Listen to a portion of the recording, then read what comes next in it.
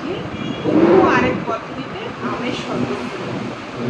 আমগুলোকে পাতলা পাতলা করে কেটে নিয়েছি, এবার প্রেসার কুকারে জল দিয়ে সেদ্ধ করে নেব। আমকে সিদ্ধ করে ম্যাশারের সাহায্যে একদম মিশিয়ে নিয়েছি, কিন্তু ছাঁকবো না, আজকে এইভাবেই করব, তাহলে আমটা মুখে পড়লে খুব টেস্ট লাগবে। এইবার ঠান্ডা জল মিশিয়ে দিচ্ছি।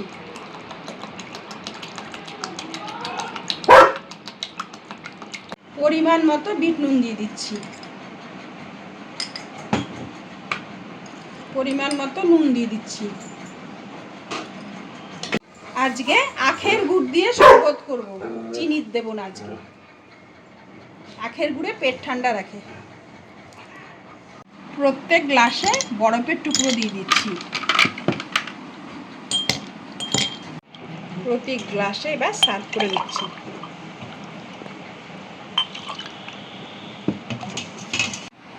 প্রত্যেক গ্লাসে নেওয়া হয়ে গেছে, আরও শরবত রয়েছে, এটা ফ্রিজে রেখে দিয়েও কালকে খাওয়া যাবে। আর পুদিনা পাতা দিলাম না, কারণ পুদিনা পাতা দিলে আমের সেন্টটা থাকবে না।